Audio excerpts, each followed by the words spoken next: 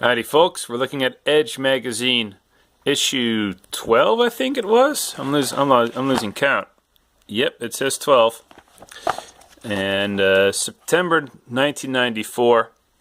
And we just discussed TIE Fighter being a good flight sim, action-packed for the PC. And we're almost done with this magazine actually. So let's take a look at Chokwe for the 3DO. It looks fantastic.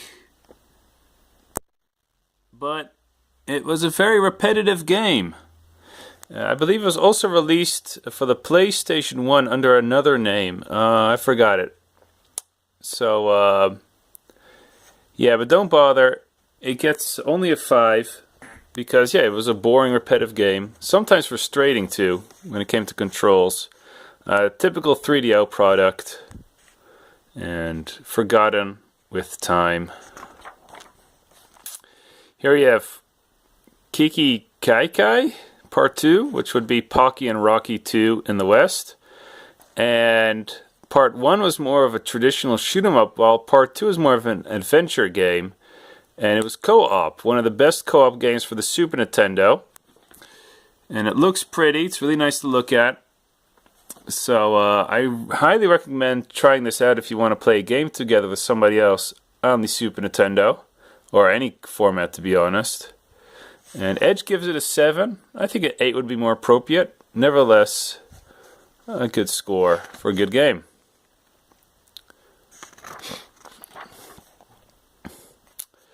So, then we have Night Lord. Do you remember this game?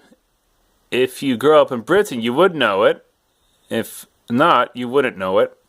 It was for the ZX Spectrum, released in 1984. Apparently it was actually finished a year earlier, but the makers of Night Lore, they first wanted to release Saberwolf, I think it was, which was even not as good as this game. They're like, well, we're going to release the less good game first and then wait to release the better game. Night Lore is an adventure platforming game, and it run fairly smoothly on the Spectrum. It only had one color per screen, though. Because of sprite issues.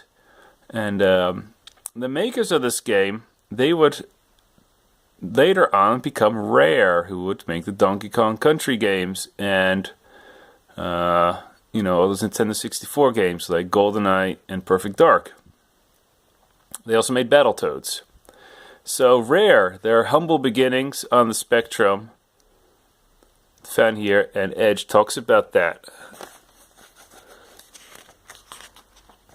And 1984, that was really one of the first action-adventure games that was good to play. I mean, it wasn't as good as Super Mario Brothers, released in 1985, but can you name an action-adventure game from 1984 that's fun to play? I can't. So, your CDI commercial, this is silly, isn't it? It's silly games like Mad Dog McCree and Dragon's Lair from 1983. Okay, so we have the charts, and so the Super Nintendo is doing better than the Genesis this time. Notice Super Metroid and NBA Jam coming first and second place. We see Secret of Mana too. There's a 3DO sampler volume 1 for the 3DO. I don't know that game, but it made the top 10. So the 3DO was selling something at least. We have FIFA still selling well. This was the summertime, so not many good new releases. So most of the titles we see here are releases from 1993. And we see for the Mega CD, we see Night Trap at 5th place, still selling, better than the likes of Final Fight and Sylphid. And what did Edge readers want? Daytona, of course. I don't see Ridge Racer, though. Interesting the disparity, because I think they're close to quality. Clockwork Knight at 2nd place, the platforming game. Just because of the pretty graphics. FX Fighter, again, it looked good, but it didn't play as well as Tekken. I mean, in Tekken it played horribly, so Oh well. Starblade, I don't know if it was released for the PlayStation. Even if it wasn't a big deal. But at the time, people thought it would be a big deal. It's kind of like Star Fox on rails, shooting, a lot of polygons. And Road Rash for the 3DO. Looked fantastic. Very good looking sprites being used. And convincing 3D areas. What was selling in Japan? Well, Wild Tracks, aka Stunt Race FX. I'm not familiar with Derby Station 2, probably a horse racing game. Yeah, you see the picture here. And we have a soccer game, Final Fantasy VI, still hanging in there. Sonic. That's interesting that Sonic Hedgehog 3 is selling well because the Mega Drive wasn't big in Japan. And of course, Super Turbo at the top of the arcade charts. But what's this game? Dungeons and Dragons? No, it's Alien vs. Predator. Wow. I didn't know it was such a flashy arcade game. Okay, so you want to work in the business? Read Edge. Beautiful commercial for Rare. VR show. People still thinking about virtual reality.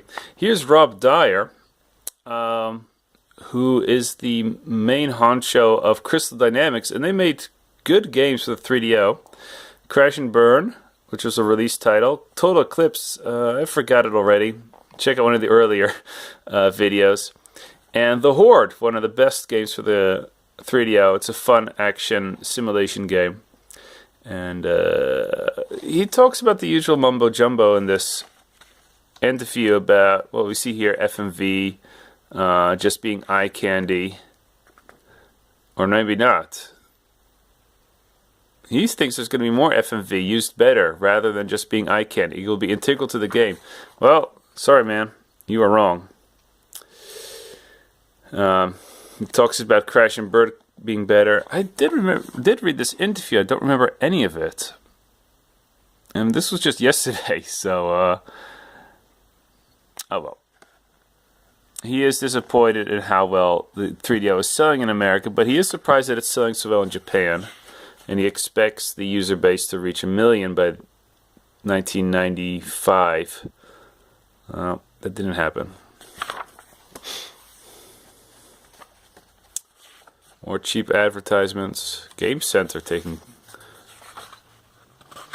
8 spots.